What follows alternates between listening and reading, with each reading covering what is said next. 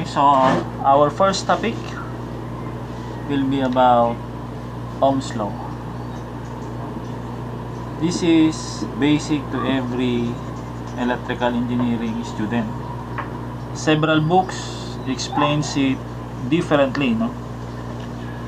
If you borrow probably a book, you can find in some other books that it is stated differently, but the equation for Ohm's law remains the same, whether the author is English, American, German, or whatsoever. The equation will always be the same. That is, V is equivalent to I times R, wherein your V is the voltage, your I is the current, your R is the resistance.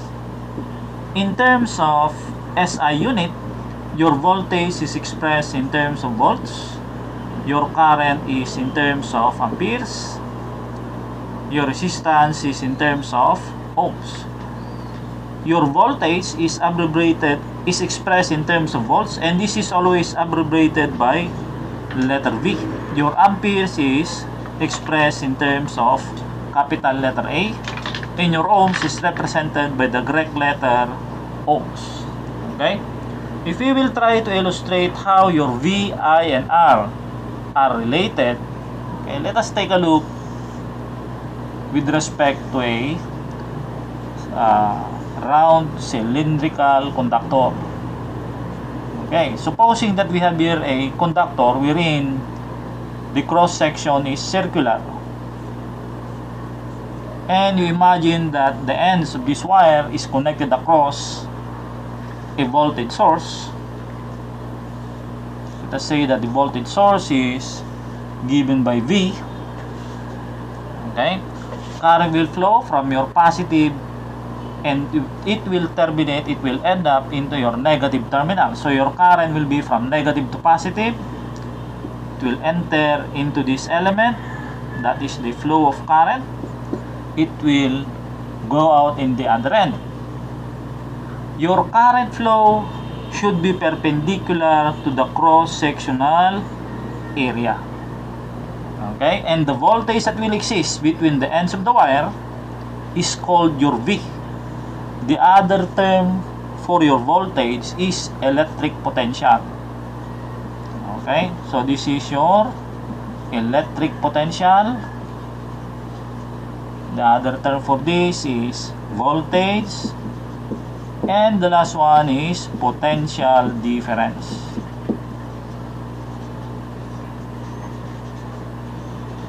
Okay, every material, the property of every material will vary according to its physical makeup. Okay, that is how your Ohm's law is to be interpreted or to be understood. V is equivalent to I times R, or if we go back to the origin of your Ohm's law, which states that voltage is directly proportional to the current I, meaning if you try to increase the current, your voltage will also increase. If you try to decrease the current, your voltage will also decrease. Some of you might be asking, what is the difference of a voltage and your current? Okay, if you take a look in the definition as well as in the characteristics of these three variables, your R here is constant. This is material dependent. This will depend in the material that is used. What are the materials that we are talking about? Materials that are used in transmission lines, in particular, arranged in terms of conductivity. Of course, the first one is silver, followed by copper, and the third one is bronze. Okay, silver being the best conductor.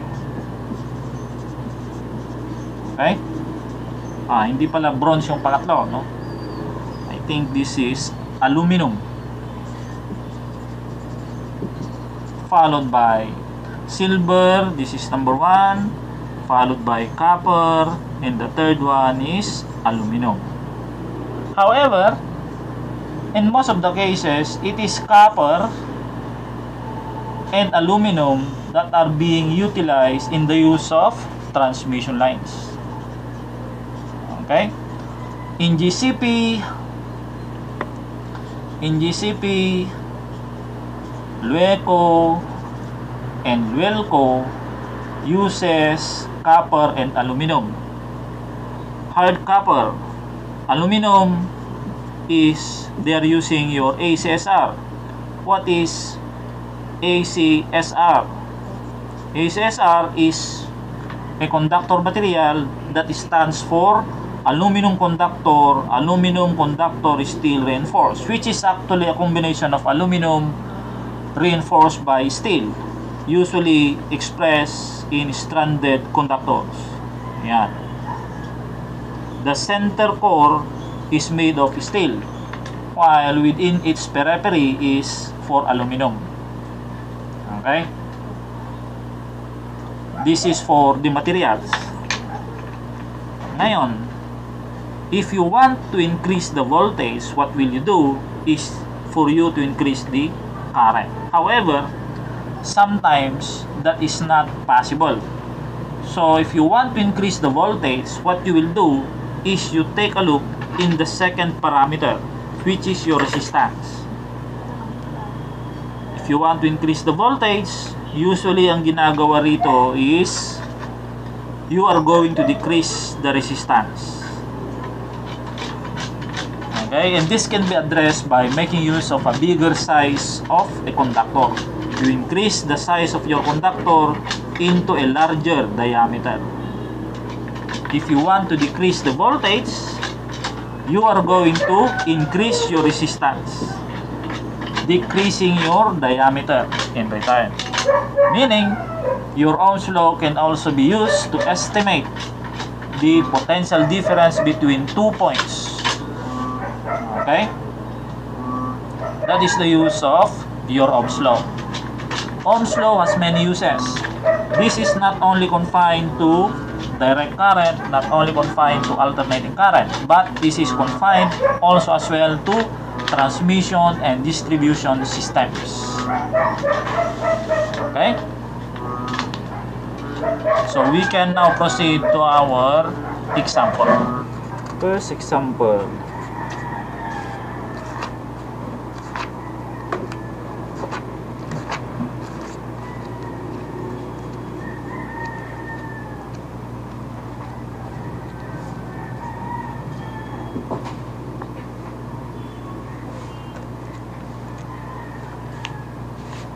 Okay.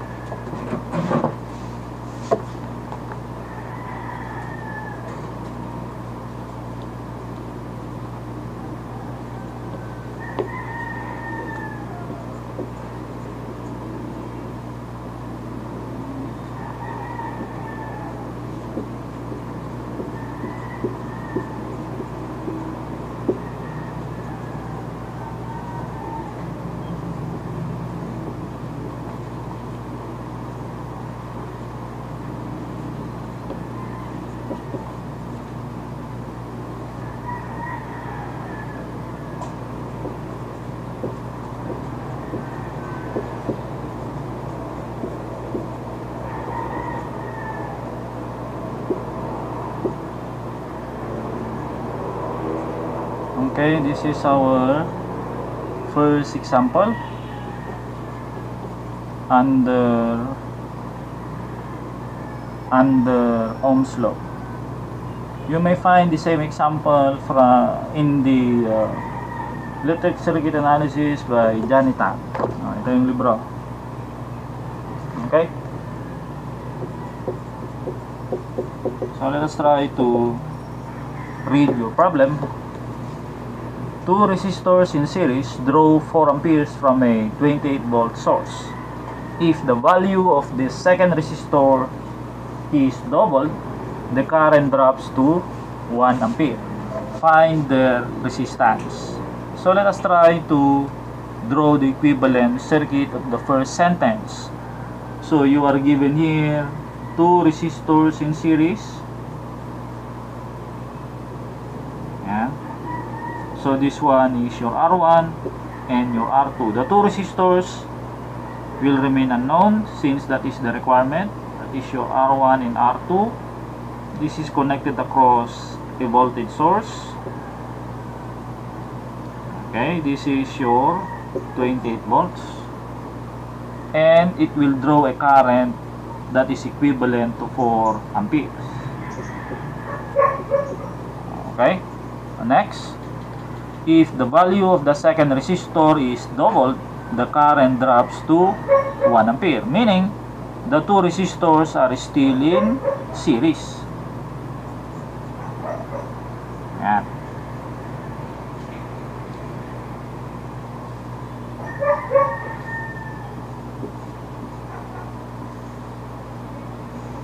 Okay, the same voltage source of 28 volts. Your resistor will remain unchanged since there is no mention whether its value will change. However, the value of R2 will be doubled in the second circuit, that is 2 times R2, and the current that is being drawn drops to 1 ampere. So this is 1 ampere. Find their resistances. As you can see, we have two circuits. There are two unknowns, that is your R1 and R2.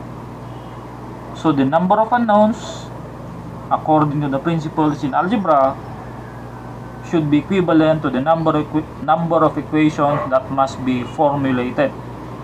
So in the first circuit, this is your first circuit. This is your second circuit. By the use of Ohm's law,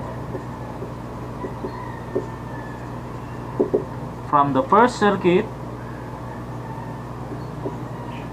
Ohm's law is V is equivalent to I times R, wherein by inspection your V is 28 volts, your I is already given, that is 4 amperes, and your R is the total resistance of the resistors in series, which is R1 and R2. So if you make use now of your Ohm's law, now incorporate these three values of V, I, and R into our Ohm's law equation, what you will get will be 28 is equivalent to 4 times R1 plus R2. And this is R1 plus R2 is equivalent to 7. Okay? Equation 1. And making use of the second equation to formulate our making use of the second circuit to formulate our second equation by way of Ohm's law, total voltage across the series combination is again 28 volts is equivalent or equal to the total current drawn by the combination, that is 1 ampere, times the total resistance of the series combination, which is R1 plus R2. So this is R1 plus R2 is 28. This is now our second equation. According to the principles in algebra, if you have two unknowns, we have two corresponding equations. Okay? So let us try to take a second look. From equation 2, the equation will now become R1 plus 2 times R2 is 28. So if we make use of the principles in algebra to obtain what is R1 and R2, the two equations can just be solved making use of your calculators, or if we do it manually by the process of elimination through addition and subtraction or by substitution. Okay, supposing that we will try to eliminate R1 plus R2 is 7, R1 plus 2 times R2 is 28. We try to subtract this. So what we have is negative R2 is negative 21. So R1 is R2 is equivalent to 21 ohms. And if you make use now of any of the equations that we have there, supposing that from equation 2, substituting your R2, R1 plus 2 times 21 is 28. So R1 is 28 minus 42. So R1 is what? What is 28 minus 42? 42 minus 28, 14. Negative 14 ohms. Okay? If you will try to take a look, the values that we obtain for R1 and R2 are both negative, meaning R1 and R2 are fictitious ohmic resistances. They do not reflect actual physical devices because only positive values for the ohmic values of resistance will be considered. But for the sake of this problem, negative values are allowed or tolerated. Okay? This is just an example of Ohm's law applied by way of algebra. Okay? Kopya muna. Or mag-break muna kayo.